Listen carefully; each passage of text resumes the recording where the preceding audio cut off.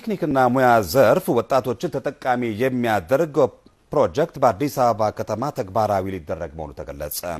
የመንግስትን ጥሪ ተቀብለው ወደ ሀገር ቤት የገቡ ዲያስፖራዎች ያቋቋሙት የትስ ፋሚሊ የተሰኘ ፋውንዴሽን ወጣት የቴክኒክና ሙያ አሰልጣኞችን ተጠቃሚ የሚያደርግ ፕሮጀክት ተግባራዊ ለማድረግ ከአዲስ አበባ ከተማ ቴክኒክና ሙያ ስልጠናና ቴክኖሎጂ ልማት ቢሮ ጋር የስምምነት ሰነድ ተፈራርሟል።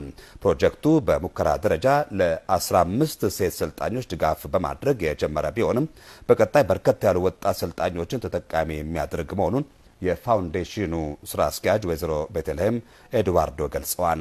የአዲስ አበባ ከተማ ቴክኒክና ሙያ ስልጠናና ቴክኖሎጂ ልማት ቢሮ ኃላፊ ዶክተር ሙሉቀን ሀብቱ በበኩላቸው ቢሮ ፋውንዴሽኑ ወጣት አሰልጣኞችን ተጠቃሚ ለማድረግ የሚሰራው ስራ ውጤታማ እንዲሆን አስፈላጊውን ሁሉ ድጋፍ ያደርጋል ብለዋል። የትስ ፋሚሊ ፋውንዴሽን ድጋፍ ሰልጣኞች ስልጠናውን አጠናቀው የራሳቸውን ስራ መፍጠር እስኪችሉ ድረስ ቀጣይነት ያለው መሆኑ ተጠቁሟል። ዘገባውን ያደረሰን የአዲስ አበባ ከተማ ቴክኒክና ሙያ ስልጠናና ቴክኖሎጂ ልማት ቢሮ ነው።